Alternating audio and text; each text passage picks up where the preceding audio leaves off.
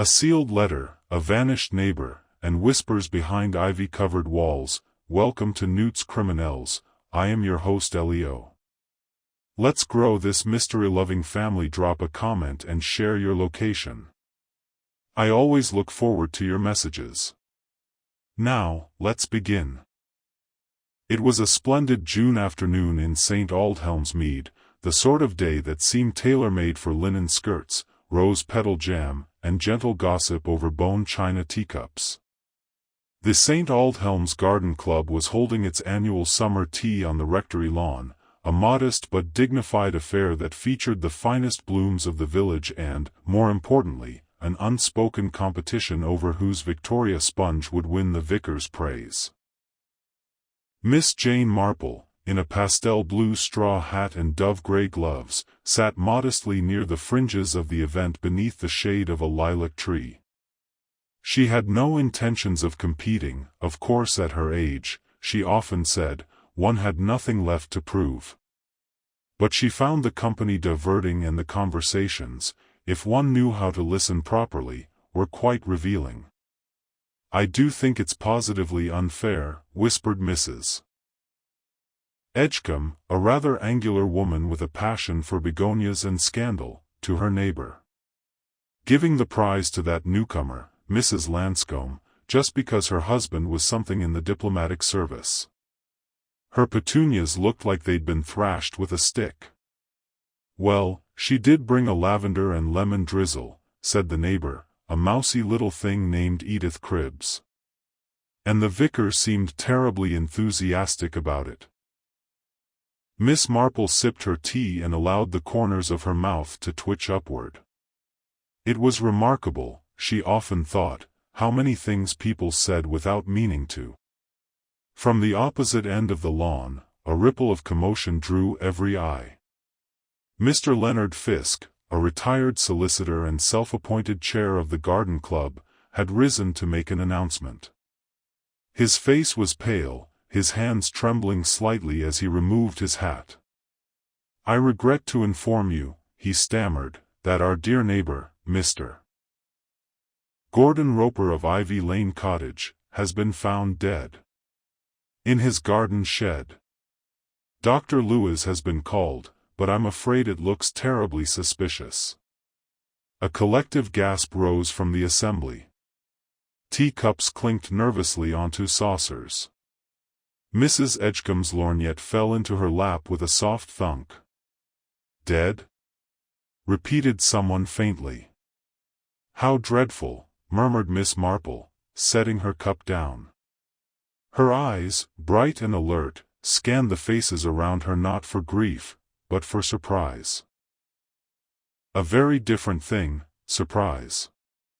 She noted who looked genuinely shocked, who clutched their spouse's hand with a touch too much fervor, and who, like young Harold Pritchard who had been gardening for Mr. Roper of late, turned rather green and excused himself with undue haste.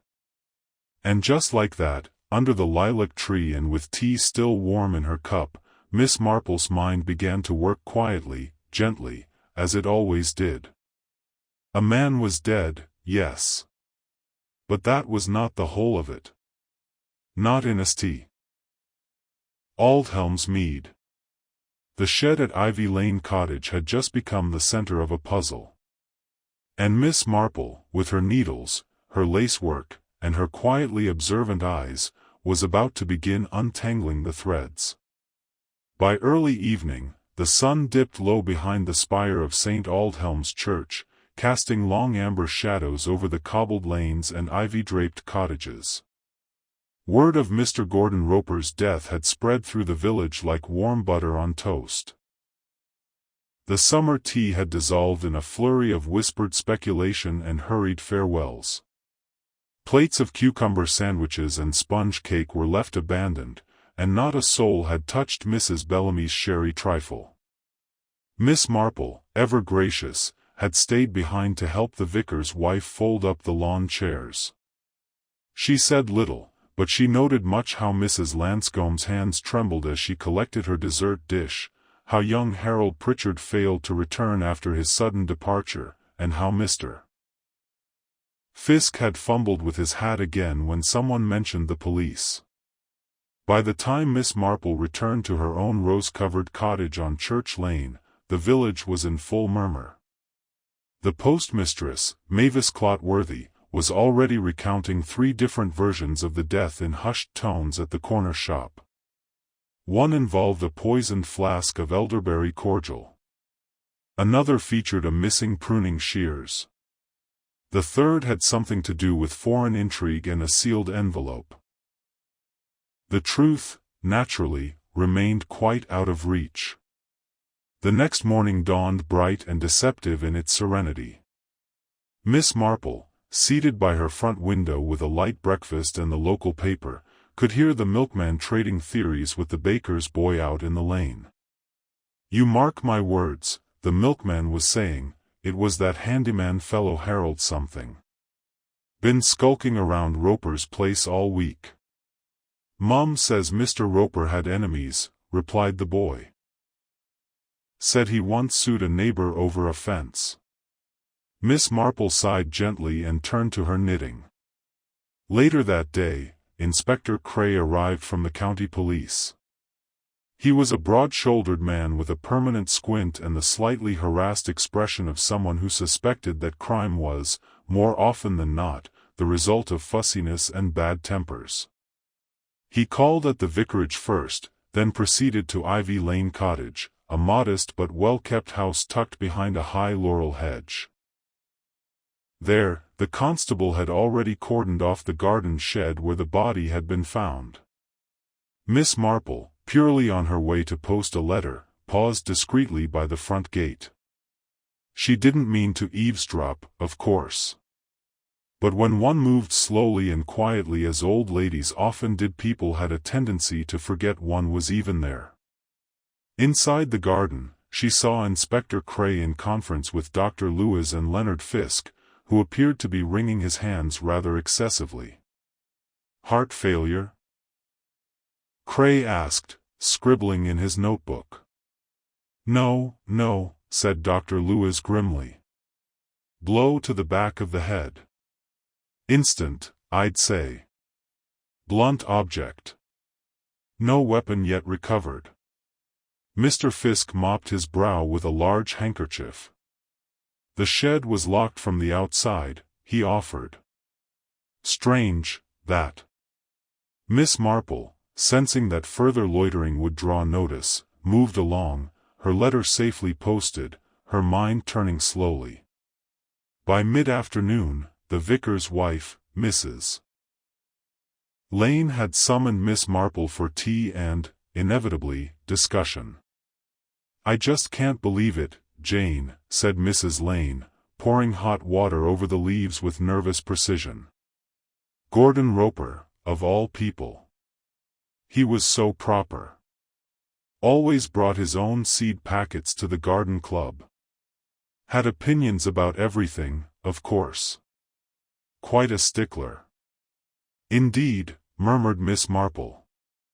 "He once told me my lilies were overwatered." Mrs. Lane managed a strained chuckle. "I suppose one might say he didn't exactly endear himself." "No," said Miss Marple gently. "And I rather think there were those who resented him for it. Tell me, dear, what do you know of his housekeeper? Mrs. Calthorpe? Been with him for 6 years. Plain as porridge but reliable. She's beside herself, of course. A poor woman found him. Says she came round just after noon with his luncheon tray and saw the shed door ajar. Screamed, naturally." "And the young man? Herald?" Mrs. Lane leaned in. "Well, there's been talk. He's been doing odd jobs, trimming hedges, painting the gate. But he's had trouble. A spell in Cheltenham for some light pilfering, I'm told. Roper took him on anyway. Said he believed in second chances. Which is why," she added meaningfully, "it's all rather awkward now." "Yes," said Miss Marple, sipping her tea. Awkward indeed. Across the village, the residents of St. Aldhelm's Mead were each reacting in their own manner. Mrs. Lanscombe had taken to hosting spontaneous visits from concerned neighbors, during which she reassured them she had nothing to do with Mr. Roper's affairs. She had only met him twice, once at the May Fair and once over a dispute regarding the alignment of their hedgerows. Harold Pritchard had not been seen all morning. And Mrs. Edgecombe, who had known Mr. Roper for over 20 years and disliked him for 19 of them, was rapidly becoming the unofficial authority on his personal affairs. He was a frightful man, truly, she confided in Miss Marple later that day as they browsed seed packets at Bartlett's shop. Always writing letters to the council. Once tried to have Mrs. Tilling was fined for hanging her laundry on a Sunday. Yet he won the Garden Club prize 3 years in a row, said Miss Marple mildly. Mrs. Edgecombe sniffed. He used to rub banana peel on his begonias. Said it was a secret trick. Honestly, who does that? Someone very invested in appearances, Miss Marple murmured. That evening, as the village street lamps flickered on and moths flitted about the hedges, Inspector Cray summoned Harold Pritchard to the station. He had finally been found, crouched behind the lich gate at the church, smelling faintly of gin. Miss Marple, hearing of it through the ever-efficient village grapevine, remained seated in her parlor, the fire gently crackling. She knitted with quiet concentration, her needles clicking softly in the lamplight. There were questions forming. Not only of who had struck Mr. Roper down, but of what had led to it. People did not kill lightly in villages like St. Aldhelm's Mead. It wasn't rage or madness, it was insult, injury, humiliation. Old grudges masked in civility. Hidden betrayals beneath years of rose shows and church raffles. And someone, Miss Marple was quite certain, had something to lose. As the grandfather clock in her hallway chimed 8, Miss Marple paused in her knitting and looked out the window, toward the dark silhouette of Ivy Lane Cottage. The village would continue to chatter. The inspector would follow the most obvious trail. But Miss Marple? She would begin where others ended, with a careful study of character, and a very faint scent of deceit floating on the garden breeze. The following day brought a faint drizzle to St. Aldhelm's Mead. A gentle, persistent mist clung to the hedgerows and gathered on the windows of cottages like a veil of secrecy. The sort of weather, Miss Marple often thought, that made people draw their curtains and whisper over the warm sconce, an ideal climate for speculation, and for subtle truths to slip out. At Ivy Lane Cottage, the police investigation had settled into its early rhythms. Constable Smythe stood at the garden gate like a stout, slightly confused gnome, occasionally jotting down notes or directing a curious villager back to their own front steps.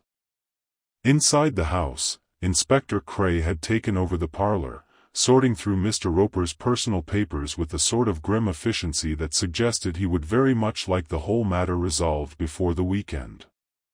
Miss Marple, meanwhile, did not need to rifle through drawers or question witnesses with intensity. She preferred the quieter approach, letting the village speak for itself. And St. Aldhelm's Mead, like any English village worth its name, was talking endlessly. The first order of business, naturally, was Harold Pritchard. Harold had spent the night at the police station, not under formal arrest but certainly not as a guest either. He had claimed confusion, fear, and a touch of drink when pressed about his disappearance. He insisted he had nothing to do with Mr. Roper's death, though he admitted to having been in the garden earlier that morning to mend a broken fence panel. "Didn't see him, I swear it," he had said, eyes bleary and voice shaking. "He wasn't in the shed then. I just took the hammer and left." "And where did you go?" asked Inspector Cray. Harold scratched at his neck. Home for a bit. Then down by the river. Cray had raised an eyebrow. For 5 hours? I fell asleep, sir. Honesty, I did. It was not the most convincing alibi, but it was not conclusive either. Miss Marple learned this from Mrs. Lane, who had the distinct advantage of being related to the station's cleaner, a woman of soft step and sharper ears. "He's a frightened boy," Mrs. Lane told Miss Marple later that morning, as they dusted hymnals at the church. "But not, I think, a wicked one." Miss Marple nodded, wiping down a pew with a clean cloth. "Young men like Harold often stumble. But murder is rarely impulsive, Mrs. Lane. It requires forethought or desperation." "Do you think he did it, Jane?" Miss Marple gave a small smile. "I think Harold knows more than he has said. But perhaps not for the reason we assume." As she left the church, she passed Mrs. Calthorpe, the late Mr. Roper's housekeeper, standing stiffly by the grocer's shop. The woman wore her grief like a heavy coat, buttoned all the way up, but her eyes darted about anxiously. Miss Marple stopped. "My dear, I was terribly sorry to hear of Mr. Roper's passing," she said kindly. Mrs. Calthorpe gave a small nod. "Thank you, Miss Marple. It was a dreadful shock. I still can't believe it. You were with him a long time, weren't you?" 6 years. Since his wife died. He was very particular, but he meant well. He was kind in his own way." Miss Marple tilted her head. "And that day? You brought him lunch?" "Yes, ma'am. As I always did. 12:30 sharp. I called out, but he didn't answer. I saw the shed door was open, a bit unusual, and when I looked inside she trailed off, her lips pressed together." "You locked up afterward?" "Inspector Cray did, once he'd seen everything. Said no one was to touch a thing." "And what did you bring him for lunch?" Mrs. Calthorpe blinked. "Potted beef, a slice of bread, and some pickled onions. Same as always on a Wednesday." "Why?" "Oh, no reason, dear. Just curious. I find the regularity of habits very telling." She moved on with a smile and a gentle pat on the arm, leaving Mrs. Calthorpe gazing after her with a vaguely puzzled expression. By noon, the village had spun at least 4 new theories. One claimed Mr. Roper had been blackmailing someone. Another supposed he had hidden a fortune in war bonds inside the garden shed and had been killed for it. A third swore Harold had been seen arguing with him the week prior. And the last involved a mysterious woman seen arriving by bicycle the evening before. Miss Marple dismissed 3 of the 4 with ease. The fourth, the mysterious cyclist, she filed away for later consideration. She next paid a visit to Leonard Fisk, who was attempting to resume his duties as garden club chair despite the circumstances.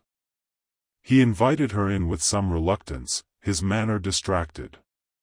"Such a terrible thing," he said, fumbling with his spectacles. "Gordon could be prickly, yes, but to be struck down like that, it's appalling." "Quite so," said Miss Marple, accepting a cup of tea. "I understand you were the one to inform the gathering at the rectory." "I was. Dr. Lewis told me just before I arrived. I thought it would be better if the village heard it properly." "How long had you known Mr. Roper?" "Oh, years. We served on the parish council together. He could be difficult. But he was fair. Always pushing for more order. Better fences, stricter rubbish collections. That sort." Did he have any enemies? Mr. Fisk hesitated. Not enemies. But there were disagreements. He once reported Mrs. Bellamy for keeping chickens without the proper license. She never forgave him. I see. And was he at all concerned about anything recently? Fisk pursed his lips. Well, he had mentioned, vaguely, that something wasn't right. That someone had been tampering with his garden tools. He blamed Harold, of course. And did you believe him? Fisk sighed. Gordon saw insults in everything. But he wasn't one to imagine things. If he said someone was meddling, they probably were. As Miss Marple took her leave, her mind continued piecing together threads. A man who had made enemies. A handyman with a record and no clear alibi. A housekeeper with guarded eyes. And a subtle unease that hung over Ivy Lane Cottage like mist clinging to the hedges. She returned home to find a note pushed through her door. In tidy, uncertain handwriting, it read, Miss Marple. I think I saw something strange the night before Mr. Roper died. I would rather not speak to the police. Could you meet me? E.C. Miss Marple read the note twice, then folded it and tucked it beneath the saucer of her teacup. E.C. She knew Edith Cribbs, the mousy woman with a habit of looking away when spoken to directly and a passion for lace-making. That would be her next visit, then. Outside, the mist began to lift slightly, revealing the edges of things. Ivy Lane Cottage stood quiet and cold, its garden still roped off with police tape. But Miss Marple knew that behind the silence, behind the respectable curtains and the clipped hedges, someone in the village was beginning to sweat. The truth, she was certain, was not in fingerprints or footprints. It was in behavior. In small changes. In human nature. And it was beginning to show. The morning after receiving Edith Cribbs' note, Miss Marple set off for a visit under the pretense of returning a borrowed embroidery pattern. She chose her steps with purpose, her gloved hands neatly folded around the small parcel, her mind already turning with quiet calculations. Edith lived in a modest 2-up 2-down on Peony Row, just behind the churchyard. Her curtains were always half-drawn, and her front garden contained an overabundance of hollyhocks and one anxious tabby cat that watched all comings and goings with the intensity of a constable. When Miss Marple knocked, it took a full minute before Edith cracked open the door.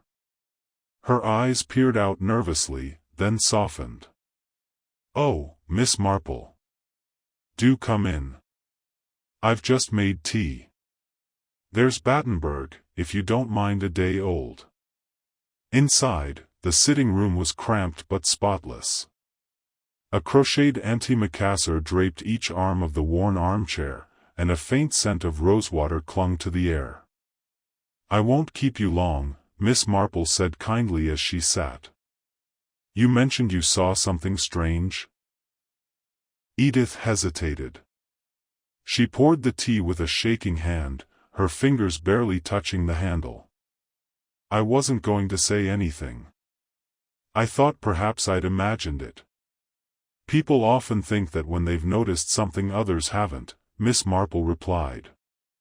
"But your note seemed sincere." Edith glanced toward the drawn curtain. It was Monday night. The night before Mr. Roper died. "I couldn't sleep, my knees were acting up again, dreadful things. I got up and came down for a hot water bottle. It must have been near midnight." Miss Marple nodded, encouraging her silently. "Well, I happened to glance out, just for a moment, and I saw someone walking down Ivy Lane. Heading toward Mr. Roper's. It wasn't Harold too tall, and it wasn't anyone I recognized at first. But they were carrying something. Long and wrapped in cloth. What sort of something? Edith furrowed her brow. Hard to say. A walking stick, perhaps? Or a pipe? It was thick enough. But they were moving fast and kept their heads down. Did you see where they went? Past the hedge. Then I lost sight of them. Miss Marple sipped her tea thoughtfully. And you didn't report it? Edith flushed. I thought, well, I wasn't sure what I'd seen. And you know how people talk. Yes, said Miss Marple gently. People do talk. But sometimes it's what they don't talk about that matters more. She left a short time later, thanking Edith for the tea and the cake and promising, quite truthfully, not to mention her name. As she made her way back along Church Lane, the pieces shifted once more in her mind. Someone had approached Ivy Lane Cottage the night before the murder, someone tall, unknown, and carrying something concealed. It didn't fit neatly with Harold's timeline, nor with the assumption that the crime had been committed the following day. At the police station, Inspector Cray was growing increasingly confident in Harold Pritchard's guilt. The boy's been evasive, can't account for his time, and had access to the tools. That hammer, well, it's missing. No sign of it yet, but he admits using it. Miss Marple inclined her head. And the motive? Cray gave a dismissive wave. Young man, checkered past, working for a cantankerous employer. I dare say they quarreled. Perhaps Roper threatened to dismiss him. Or worse. Said Miss Marple. It just seems oddly convenient, don't you think? Too simple. Cray frowned. Simple crimes are often the most likely. Yes, said Miss Marple with a faint smile, but not always the most true. She departed before she could overstay her welcome.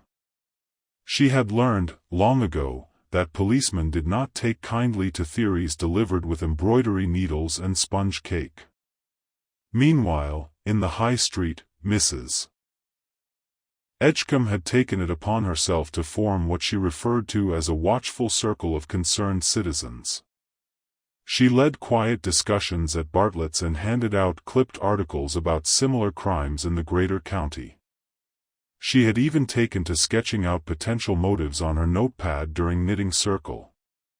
Harold, I'm telling you, is far too convenient, she said one afternoon to Mrs. Bellamy and Mrs. Lanscombe over apple turnovers. He's a scapegoat. My money is on my nephew. Mr. Roper had a nephew? Asked Mrs. Lanscombe, who had only recently learned where the post office was.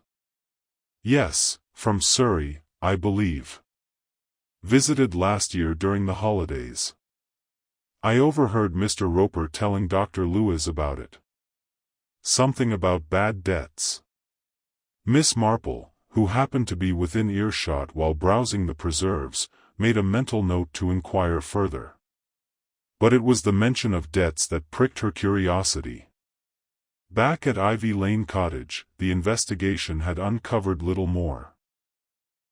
The shed revealed nothing unusual, no signs of struggle beyond the blood on the floor, no murder weapon, and no clear fingerprints save for Mr. Roper's and Harold's. The house was neat, rigidly so. Roper's desk was filled with carefully labeled seed catalogs, council correspondence, and a single locked drawer that Inspector Cray had finally pried open. It contained letters. 36 of them. All from the same woman, all written over the span of 2 years. Eleanor, Cray read aloud, holding one to the light. Eleanor Bancroft. Address in Yorkshire. The tone was affectionate. A woman once close, now distant. A few hinted at money lent but not repaid. Others were more troubled mentions of threats, changes of heart, feelings of betrayal. It was a new direction. Miss Marple, when told of this development by the vicar's wife who had it on good authority from the constable's niece, sat quietly for a long while. A woman from Roper's past. A series of increasingly upset letters. A locked drawer. And a possible visit the night before the murder. Could the unknown figure seen by Edith have been a woman? Possibly. Not likely. Edith had said the person was tall.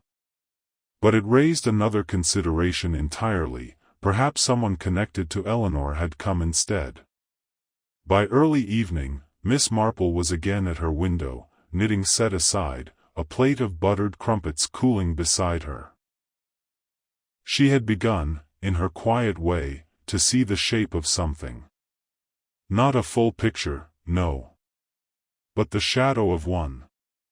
The case, thus far, had been viewed through the lens of convenience. Herald, with his spotty record and poor timing, fit neatly into the role of the guilty party. The villagers, eager for resolution, were all too happy to accept him as the culprit. But Miss Marple, who had once seen a maid's earring uncover a theft and a church ledger reveal an affair, knew that the truth often sat not in the spotlight, but in the shadows cast by it.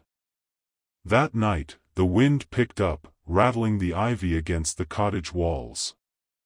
And somewhere beyond, perhaps in Yorkshire, perhaps nearer than anyone imagined, someone else was waiting/watching. Perhaps not with guilt, but with concern. With a secret yet to be unearthed. Miss Marple finished her tea and gently closed the curtains. There was more to come.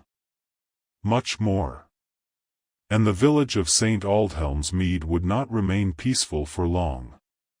The weather turned clear by Thursday, the sky washed a pale blue and edged with gentle clouds that drifted lazily over the rooftops of St. Aldhelm's Mead.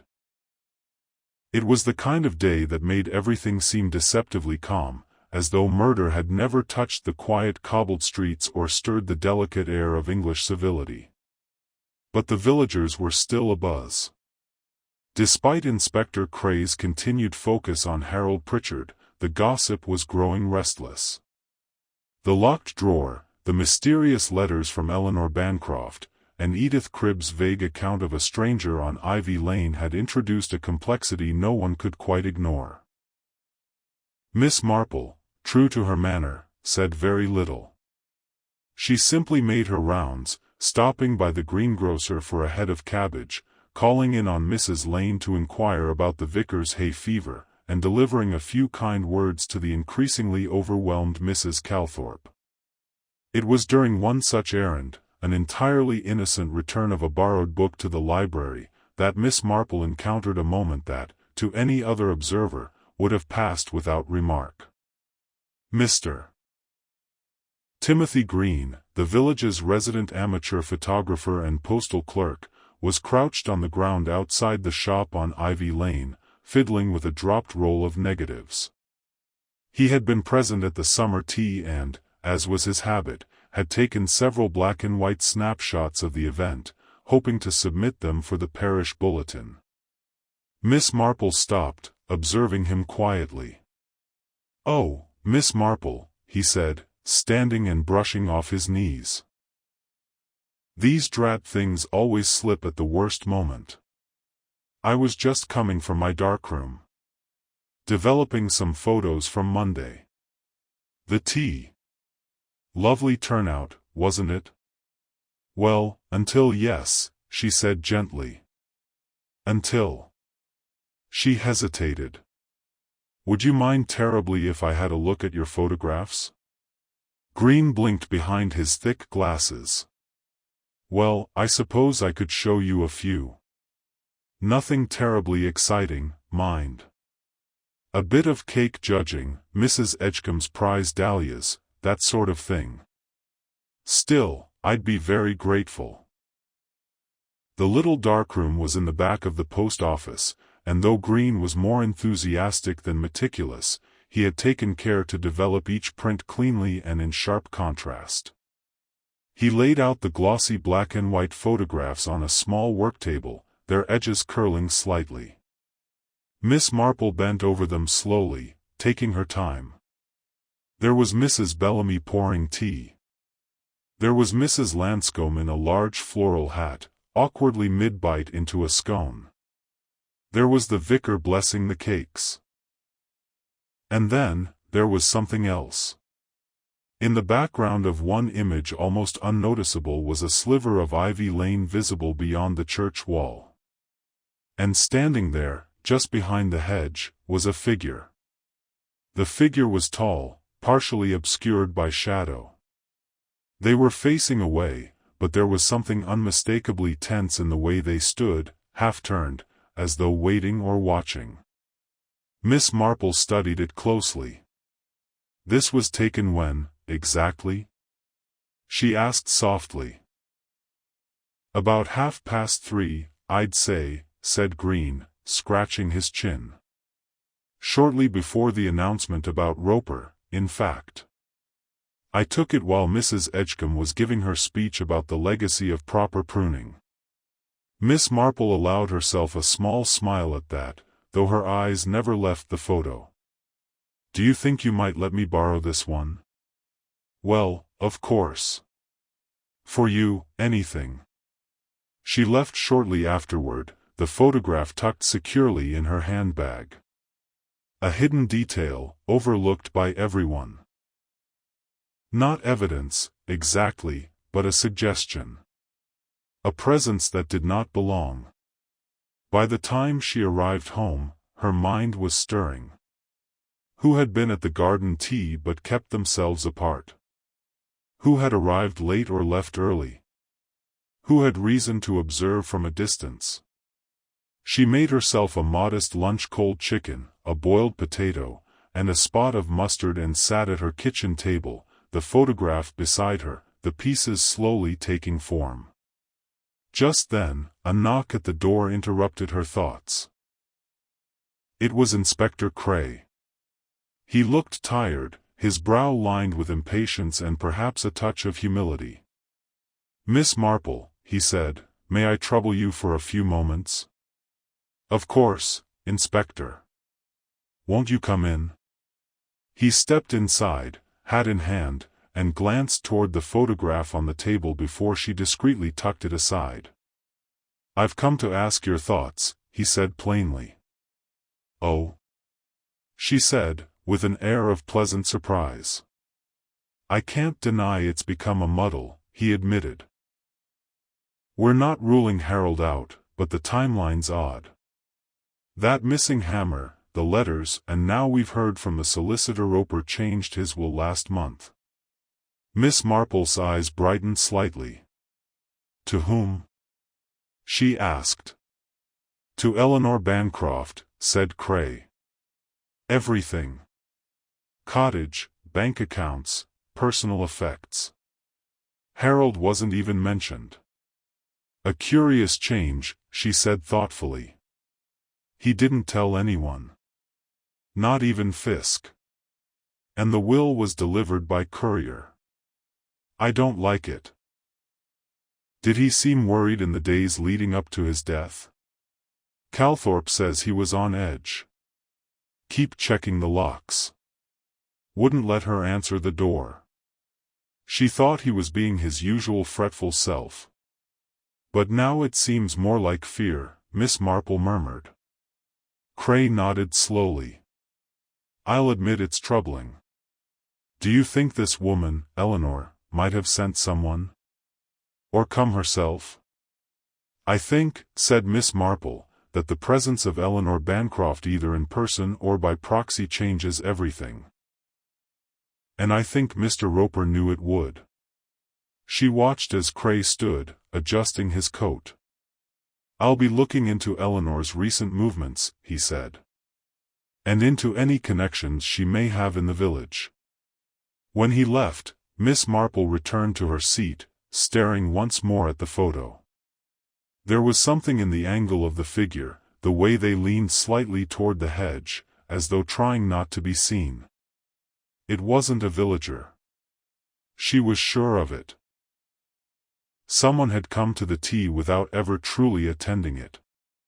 Someone who wanted to see, but not to be seen. The question now was not just who, but why. And what had brought them to Ivy Lane Cottage the day before a man was killed? The breeze stirred the lace curtains at her window. Outside, the village looked unchanged. But Miss Marple knew that beneath the familiar, something unfamiliar had crept in. Something that did not belong in the tidy world of tea gardens and parish fêtes. And it had left a trace in a photograph, in a drawer, in a late-night visit down a quiet lane. All Miss Marple had to do now was follow it.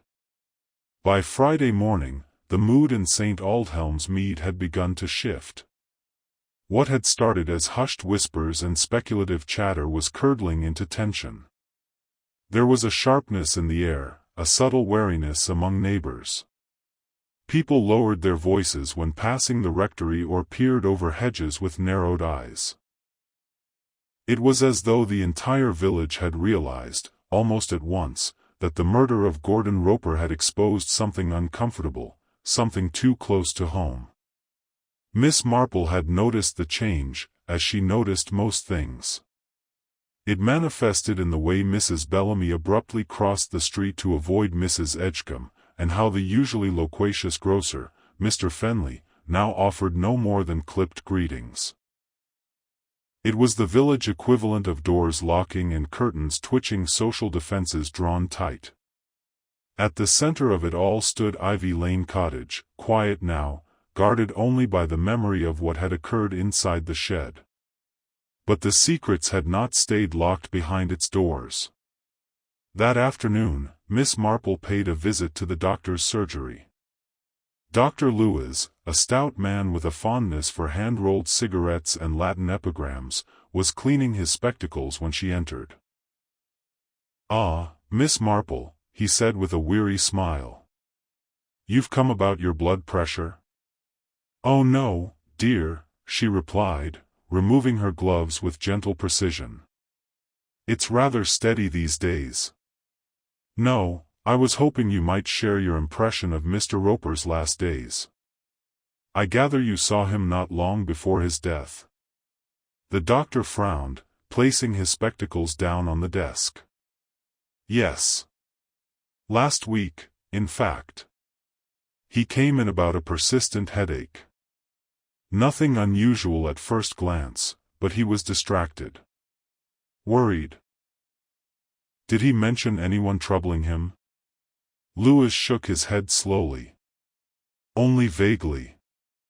He muttered something about old wounds reopening and unfinished business. I pressed him, but he changed the subject. Typical Roper, tight-lipped as ever." Miss Marple leaned forward slightly. "And did you see anyone with him? Anyone waiting outside perhaps?" "I noticed a woman sitting on the bench when he left. I thought she might be his niece, but I wasn't sure. Early 40s, well-dressed. Northern accent, if I recall." Miss Marple's eyes flickered with interest. "Did she speak to you?" "No. She left just after he did. I assumed they were together." The doctor paused, then added, "You know, it's strange he asked me about sedatives. Said he hadn't been sleeping. I gave him a mild prescription, but now I wonder if there was more to it." Miss Marple thanked him and took her leave, her mind quietly absorbing the new detail. An unknown woman, possibly Eleanor Bancroft herself or someone closely tied to her, had been seen just days before the murder. Had she come to confront Mr. Roper? To settle whatever debts or betrayals lay behind those letters? She returned home, took a moment to sort her letters, then paid a visit to Mrs. Calthorpe, the late Mr. Roper's housekeeper. The woman had withdrawn from the usual village traffic, her grief now compounded by whispers that she might know more than she let on. Mrs. Calthorpe answered the door with a tired face and red-rimmed eyes. Still in her plain cardigan, her apron rumpled. "I hope I'm not intruding," Miss Marple said kindly. "I've brought a little jam. Apricot. I know you used to like it." The woman softened. "Thank you, Miss Marple. Please, come in." They sat in the parlor, the same one now empty of its owner. The furniture was stiff with disuse, the air heavy. "I'm afraid people are talking," Miss Marple said gently after a few moments. "Mrs." Calthorpe looked down at her hands. "I know. They think I saw something. Or that I'm hiding something. Aren't you?" The woman blinked, startled. Then, quietly, "Yes. But not what they think." She stood and fetched a small wooden box from behind the armchair. She opened it slowly and passed its contents across the tea table. A set of letters. Not from Eleanor, but from someone else. "My son," she said. "William. He was in trouble a few years ago. Prison. Petty theft, mostly. He got out last year. I didn't tell anyone. Not even Mr. Roper." Miss Marple listened quietly, fingers laced on her lap. "He came to see me last week. Unexpectedly. He was angry and said he wanted a fresh start, but that he needed money. I told him no. I gave him some groceries and sent him away." "And did he go?" "I thought he had. But now," tears pricked her eyes. "I found this," she said, retrieving a small canvas pouch from beneath the cushion. "It's Mr. Roper's spare shed key. William must have taken it from the hook in the kitchen. I only noticed it missing yesterday." Miss Marple reached for the key, examining it gently. "Have you told the police?" "No. I couldn't bear to. He's my son, Miss Marple." But if she could not say the words. Miss Marple placed a hand gently on hers. "We don't know that yet. But the truth has a way of surfacing." That evening, as the light faded and a warm wind rustled the hedges, Miss Marple sat on her veranda with her knitting and a pot of strong Darjeeling. The photograph still lay beside her, along with her growing collection of notes.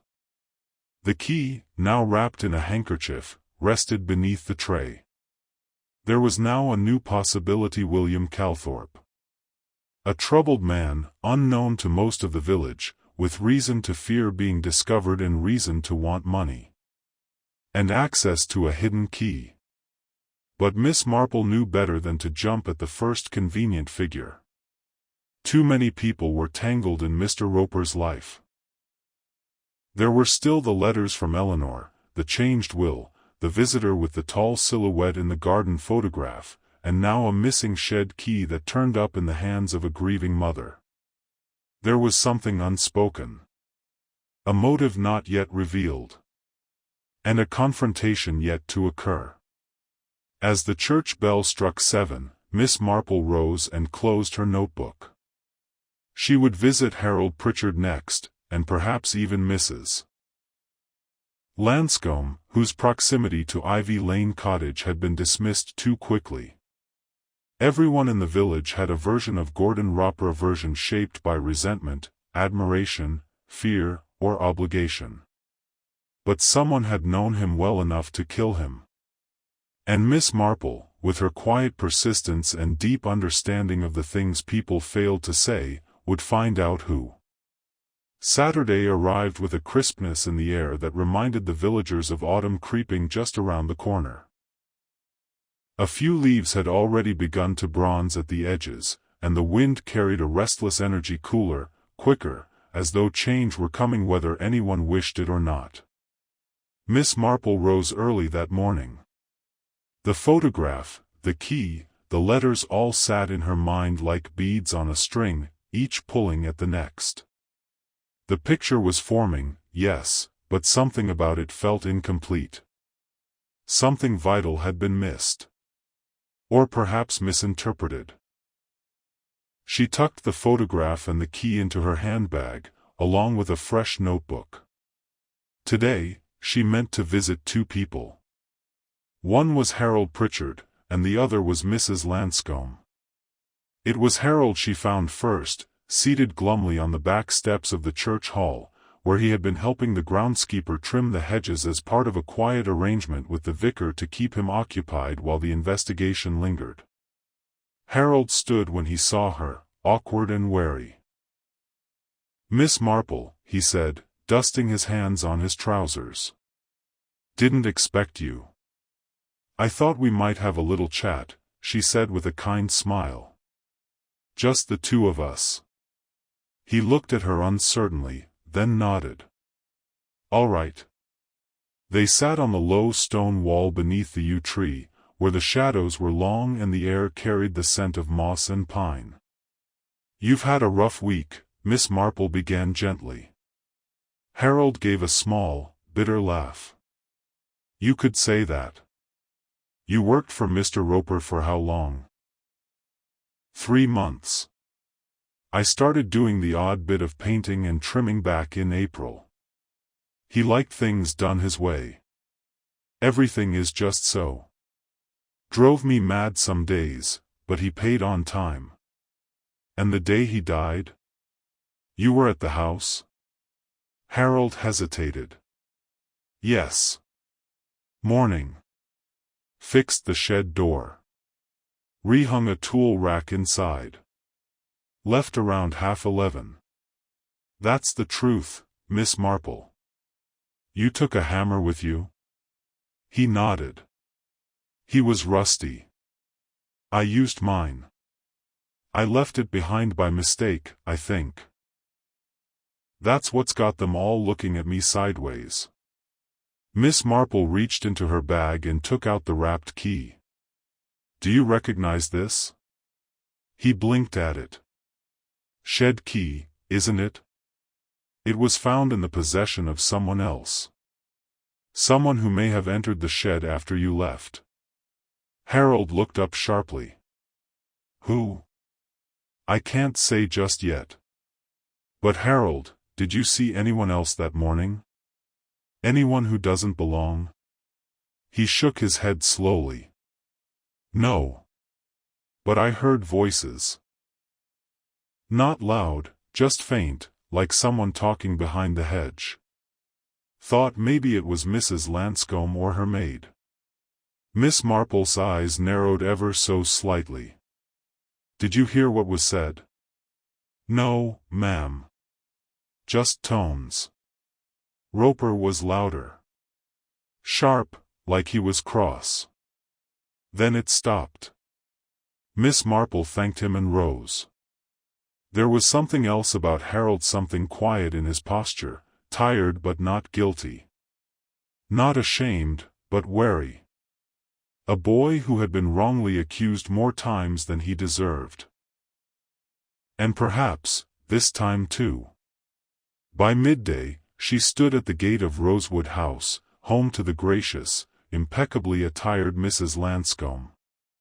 A tall, narrow woman in her late 40s with keen eyes and a voice trained for drawing-room conversations, she opened the door herself. Miss Marple. What a surprise. I do hope I'm not intruding, Miss Marple said cheerfully.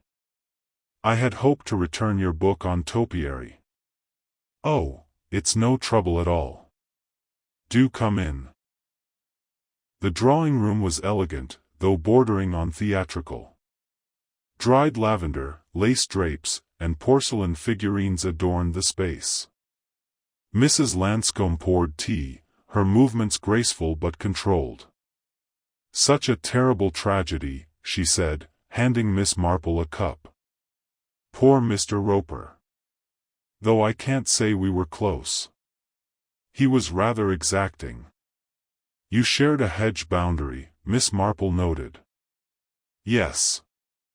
And many, many disagreements about its height, shape, and seasonal trimming. Miss Marple smiled faintly. I understand there may have been an argument the morning he died. Heard from Herald. Mrs. Lanscombe raised a carefully shaped brow. Really? Well, I suppose it's possible. My maid said she saw him pacing the garden, looking agitated. But I was out that morning, with Mrs. Bellamy. We took the motor car into East Brambleton. Garden Society meeting. Did Mr. Does Roper ever speak to you about visitors from his past? Mrs. Lanscombe hesitated. There was a letter he asked me to post last week. It seemed urgent. I didn't think much of it at the time. It was addressed to someone in Yorkshire. Eleanor Bancroft, perhaps? She blinked. Why, yes. I believe that was the name. Miss Marple finished her tea, then set the cup aside. There was a quiet tension building, something unspoken passing between them. As she rose to leave, Mrs. Lanscombe added, almost too casually, funny thing, now that you mention it. I did see someone unfamiliar in the lane earlier that week. A man. Tall, coat collar turned up. Not one of ours. Looked straight at me as I turned the corner. Then I walked away. Did you mention it to the police? I thought it was nothing. Just a stranger. But now Miss Marple offered a small nod. Sometimes it's what we overlook that matters most. She left the house with a quiet certainty beginning to settle in her bones. A key. A photograph. A letter. A confrontation overheard. And now, a new figure, a man, not Eleanor, but connected to her perhaps.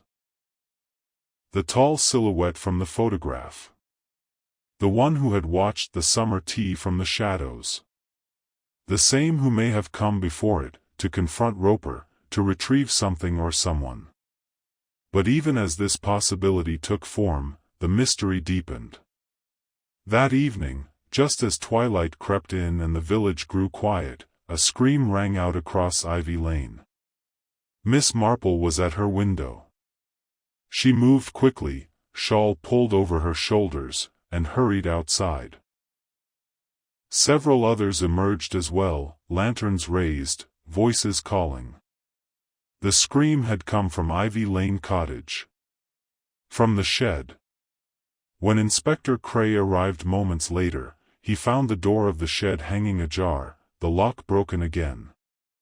Inside, they discovered the torn remains of a letter half burned, still smoldering in the dustbin.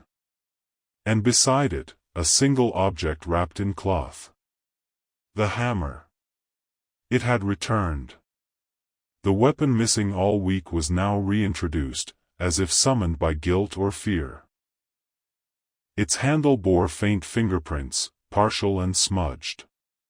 The cloth smelled faintly of something floral, lavender, or rose. A scent Miss Marple recognized immediately.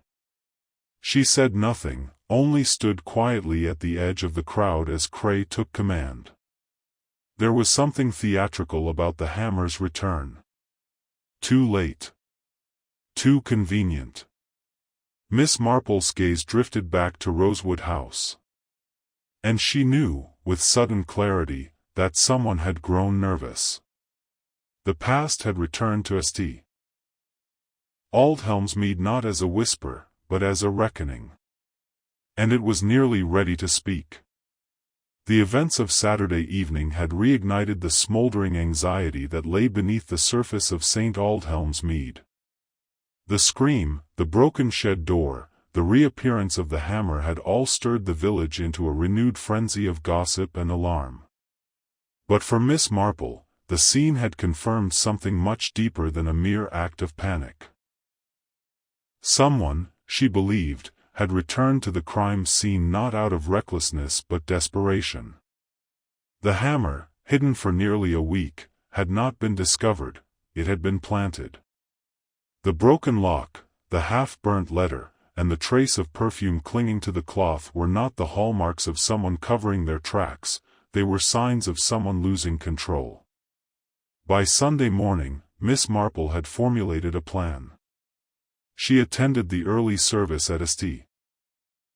Aldhelm's as usual, sitting in her usual pew, singing the hymns with her familiar, slightly wavering voice. To the villagers, she appeared unchanged. A gentle old woman in her best blue hat, nodding politely at the vicar, exchanging pleasantries with Mrs. Lane. But inside, her mind was setting a final piece in place.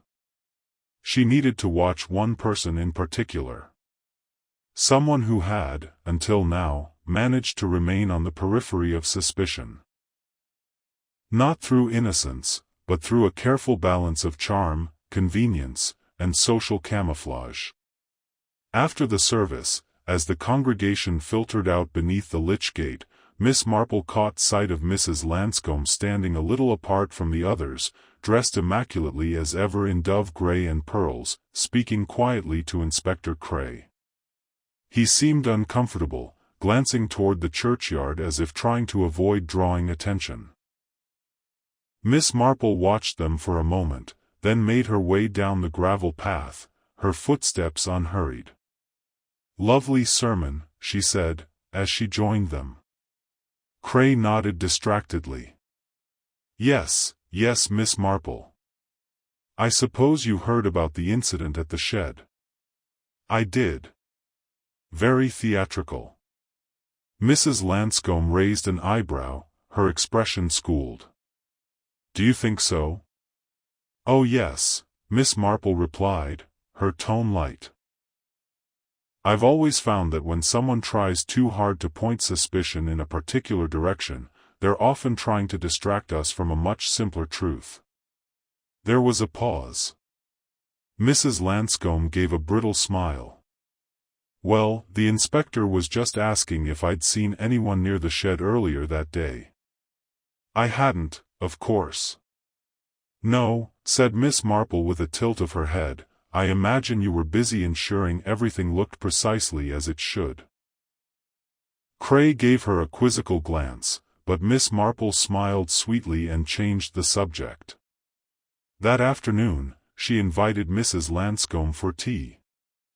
"I thought it would be nice to get away from all this unpleasantness," she said on the telephone. "And I still have your copy of Country Gardens of Yorkshire. You mustn't let me keep it too long." Mrs. Lanscombe agreed, rather too readily, and arrived punctually at 4 o'clock. She wore lavender silk gloves and carried a small handbag clasped tightly under one arm. They sat in the parlor, the window open to the sound of bees and birds, a tea tray between them with lemon drizzle cake, cucumber sandwiches, and warm scones with quince jelly. "You know," Miss Marple began conversationally, "I've been thinking about Mr. Roper's shed." Mrs. Lanscombe lifted her cup delicately. "Oh? Yes. It's so curious, isn't it, how the hammer disappeared and then reappeared. But what struck me most wasn't the weapon itself. It was the cloth." Mrs. Lanscombe blinked. "It smelled of lavender," Miss Marple continued, reaching for a scone. "And you know, I've always associated lavender with a certain type of person. Someone refined, of course. Someone who cares deeply about appearances." She took a small bite of her scone. "You use lavender sachets in your wardrobes, don't you, dear?" Mrs. Lanscombe hesitated. "I believe I do," she said, carefully. "I thought so," said Miss Marple. "It lingers ever so gently on your gloves. A lovely scent, really. But very specific. Almost no one uses true lavender these days. Most prefer rose or sandalwood." Mrs. Lanscombe set her teacup down, her fingers resting too precisely on the edge of the saucer.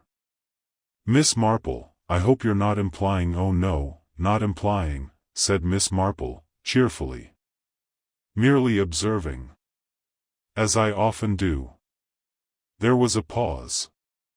"I've been thinking," Miss Marple said after a moment. "What would drive someone to commit such an act? Mr. Roper, after all, had many quarrels, but no great enemies. Not unless he held something over someone. A secret." She looked steadily at her guest. Perhaps someone had confided in him once. About debts. Or about an indiscretion. Or even a failed engagement. Mrs. Lanscomb's face had gone very still. "You're speaking in rather wide terms, Miss Marple." "Oh, not at all. Quite narrow, actually." She leaned back. "I imagine it started years ago. A friendship. Perhaps more. Then a falling out. But the past never stays buried, does it? Especially when letters remain. Old letters. Private letters." Mrs. Lanscombe stood suddenly. "I should be going." "I've another engagement before you go," Miss Marple said gently. "Would you mind terribly if I asked what became of your brother?" Mrs. Lanscombe froze. "I beg your pardon?"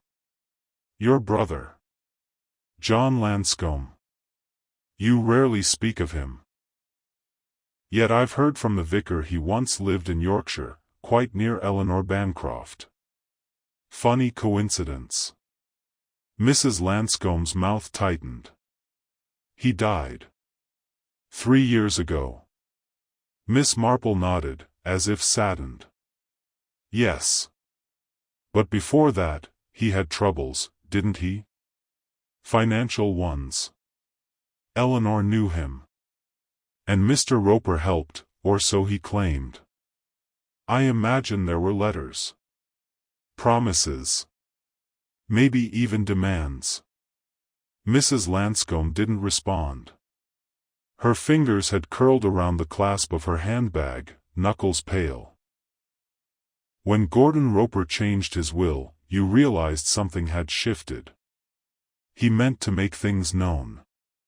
Perhaps not publicly, but quietly. And you couldn't allow that. Too much would unravel. Your place here. Your reputation." Silence filled the room. Then, in the faintest whisper, Mrs. Lanscombe spoke. "He wasn't going to stop. He said he'd tell the truth. About John. About what I'd done to cover it up." She turned toward the window. "I tried to reason with him. That morning. I went to the garden, hoping to plead. But he was furious. Said I'd manipulated him. That he'd already sent everything to his solicitor. I panicked. I reached for the hammer." "I didn't think." Miss Marple remained still, her voice calm. "You tried to remove the evidence. You waited until the fuss died down, then you returned to the shed. But in the photograph someone saw a figure near the hedge. And the lavender on the cloth well. Scent clings, my dear." Mrs. Lanscombe sat slowly, as if her knees had given way. "I didn't mean to kill him," she whispered. "I know," said Miss Marple gently. "The rest would fall into place. Inspector Cray would be informed. The letters would confirm the connection. The timing, the scent, the presence at the summer tea, it would all point, inevitably, to Mrs. Lanscombe." Miss Marple poured one final cup of tea. She had no satisfaction in it, only the quiet certainty that came from the truth uncovered. Outside, the church bell rang for evensong. And Miss Marple, with her knitting by her side and her heart steady, listened to the sound as though it, too, were part of the great unfolding pattern she had spent a lifetime studying. Monday morning brought with it a pale, golden sunlight that glinted through the kitchen windows of cottages across St. Aldhelm's Mead. It danced across breakfast tables and wicker chairs, fell gently across stone pathways, and spilled over the churchyard like a blessing. But for all the village's outward peace, a quiet tension threaded through the air. The garden gate at Ivy Lane Cottage creaked open once more. Inspector Cray stood in the doorway, arms folded, waiting. Inside the parlor, Mrs. Lanscombe sat in the same high-backed chair where Miss Marple had spoken to her just a day before. Her poise was intact, her gloves removed, her handbag resting at her feet. Yet there was a resignation about her. A stillness. As though she had stepped fully into a story she could no longer rewrite. Miss Marple stood quietly beside the hearth, her eyes trained not on the accused, but on the inspector, who was leafing through a folder of evidence with painstaking care.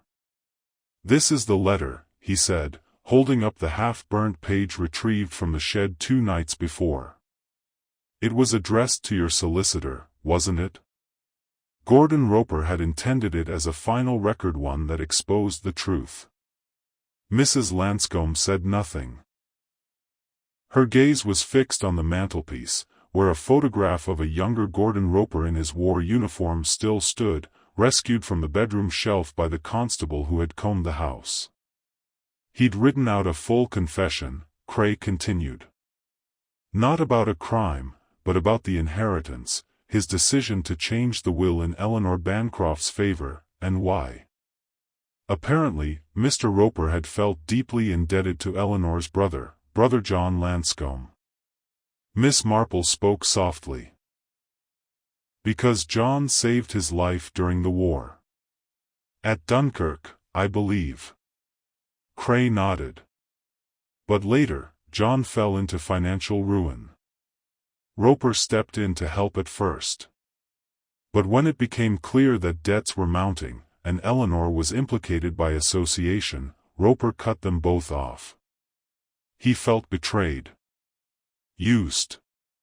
Miss Marple stepped forward, her voice as gentle as ever. "You were the one who persuaded him to help in the first place, weren't you, Mrs. Lanscombe? Not Eleanor. You appealed to his sense of duty. His history with your brother." Mrs. Lanscombe met her gaze now.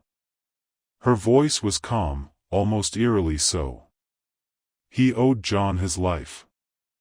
I reminded him of that. But he didn't see it that way in the end. He said we were all like beggars dressed as gentry. That he was tired of being manipulated." Cray held up the lavender-scented cloth that had wrapped the hammer. "Found in the shed. You must have thought to plant the weapon to reinforce suspicion toward Harold Pritchard. You knew the police were already watching him." Mrs. Lanscombe gave a faint, humorless smile. "The village always suspects the poor boy with the troubled past." Miss Marple folded her hands before her. "But you made one mistake. You forgot how deeply scent lingers, especially when one has a fondness for French lavender." Mrs. Lanscombe laughed softly, the sound brittle. "A woman makes 1,000 preparations every day. How to speak. How to dress. How to move through a room. And yet, it's always the smallest detail that betrays her." Cray lowered the cloth. "The hammer bore your fingerprints. Not clean, not conclusive, but partial enough. And Harold's were missing altogether. Even if you tried to smear them over his." There was silence. Mrs. Lanscombe closed her eyes, the stillness of the room folding around her like a curtain drawn at the end of a play. "He was going to ruin everything," she said quietly. "He said he'd expose the letters. Reveal what I'd done pressuring John, concealing the truth from Eleanor. That I'd convinced her to invest. then pretended to be the victim when it all collapsed. "And so you followed him into the shed," Cray said. "You confronted him." "I didn't plan it. I swear that. I just wanted to make him understand, make him stop. But he was smug, cruel. He said he'd already told his solicitor. That I'd be laughed out of the village when the truth came out." Her fingers clenched in her lap. "I saw the hammer. I didn't think so. I just acted." There was no resistance when Cray stepped forward. No pleas. No further justifications. Mrs. Lanscombe rose, gathered her bag, and allowed herself to be led out into the morning light. Word spread quickly, as it always did in St. Aldhelm's Mead. First a whisper through the bakery queue, then a clatter of surprise at the greengrocer's till.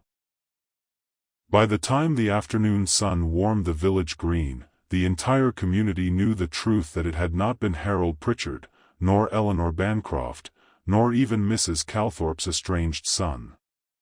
It had been Mrs. Lanscombe. Impeccable. Untouchable.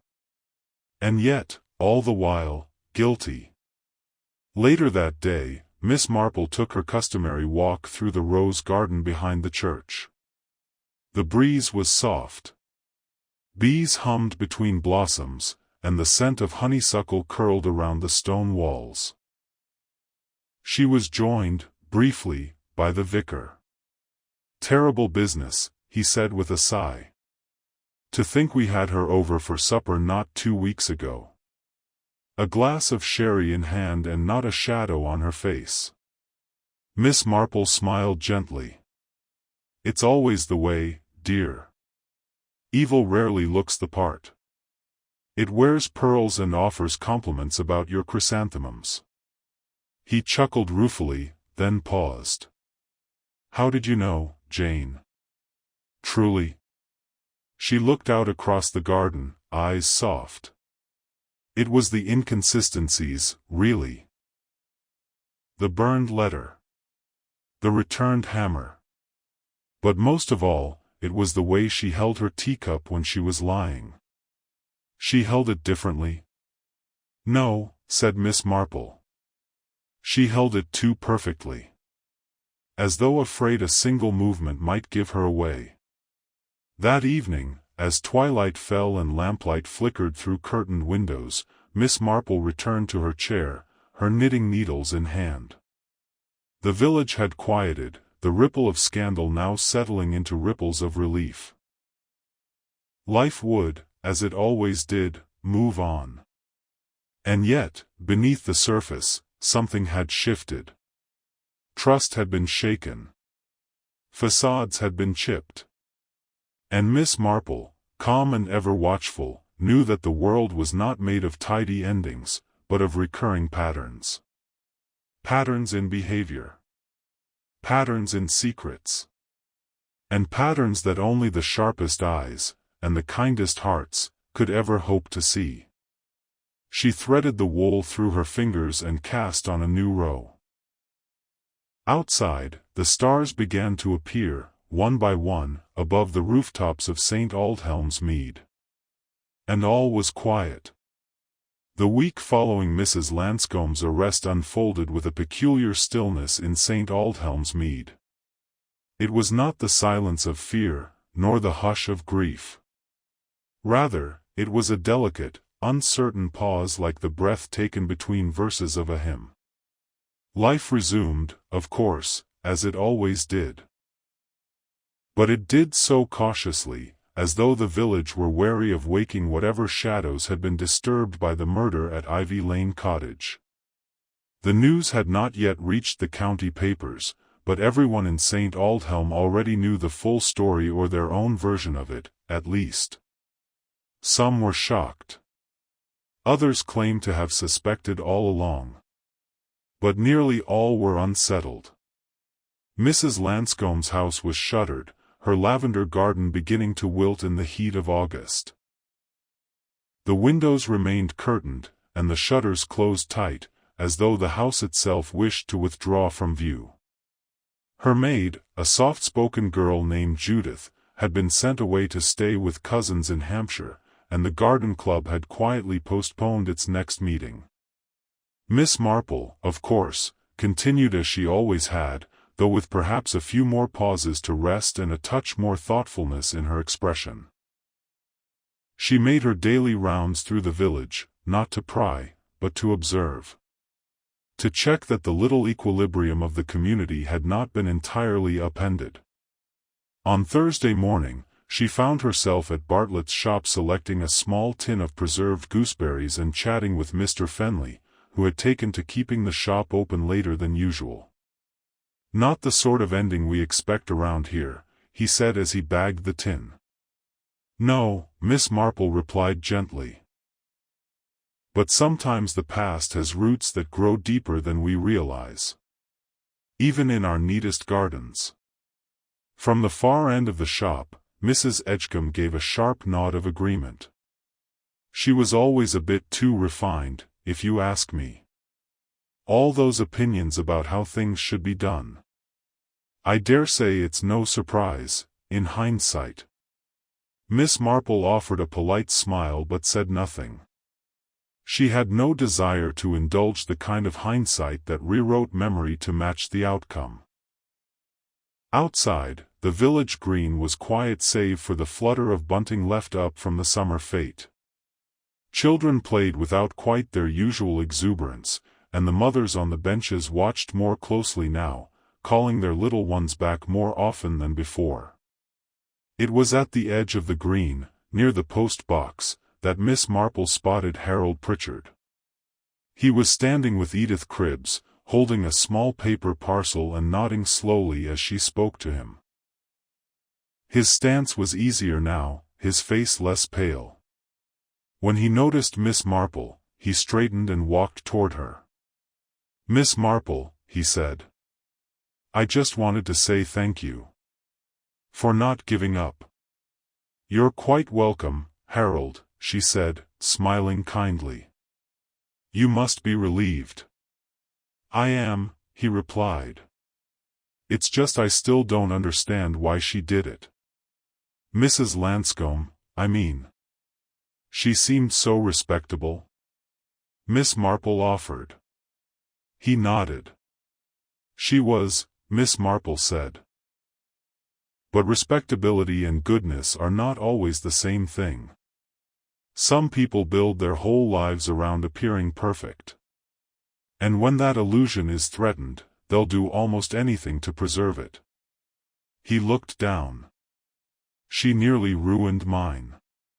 "Yes," Miss Marple said quietly. "But you're still here. And perhaps now, you can start fresh. In time, the village will remember you for who you are, not for what you were accused of." He gave a grateful nod and left her with a soft good day, before continuing toward the bakery. Later that afternoon, Miss Marple sat in her garden, the scent of sweet peas and honeysuckle drifting on the breeze. She was knitting once again a cardigan, this time, in pale cornflower blue for her niece's youngest girl. The sun cast warm patches across her knees, and the distant hum of a lawnmower added a steady rhythm to the quiet. She found her thoughts drifting back not to the murder, exactly, but to what it had revealed. The hidden currents beneath the calm surface of village life. The subtle cracks in carefully maintained facades. How even the most charming veneer could mask desperation, fear, and guilt. It had taken more than a week for the truth to rise to the surface, and even then, it had done so in fragments: a photograph, a key, a scent. A slip of emotion behind a perfect smile. The murder had not been solved by evidence in the traditional sense, it had been solved through human nature. The way people lied, and the way they tried not to. The way they reacted when the past pressed too close. Miss Marple thought, not for the first time, how much the world owed to quiet observation. Just then, the gate creaked open. It was Mrs. Lane, carrying a basket of cut dahlias and a small lemon tart wrapped in muslin. "I thought you might enjoy this," she said brightly. "It's not as fine as Mrs. Bellamy's baking, but I dare say it will do." "It's lovely," Miss Marple replied, rising to greet her. "Do sit down."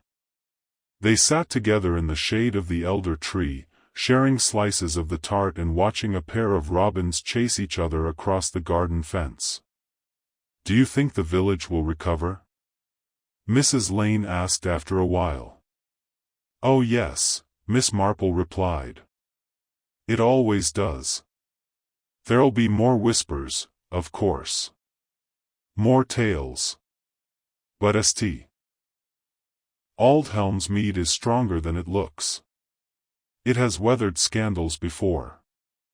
The rose bushes may be pruned, but they bloom again." Mrs. Lane gave a small, contented sigh. "I do hope Harold finds his footing again." "He will," Miss Marple said. "He's endured more than most, and with grace. That kind of resilience tends to bloom in its own time." They sat in silence for a while longer, the shadows stretching as the sun began its descent. By evening, Miss Marple had written a letter to her niece in London, describing the events in broad strokes enough to intrigue, but not so much as to cause worry. She mentioned the murder only in passing, focusing more on the small kindnesses that had emerged in its wake: the vicar helping to reorganize the parish library, the children delivering fresh-picked blackberries to the older residents, the return of calm to Ivy Lane. And as the first stars blinked into the evening sky, she put down her pen, folded the letter neatly, and prepared her evening tea. The story, she thought, had come to its close. But as always in the village, life continued not as it had before, but as it must. Steady, composed, and quietly watchful.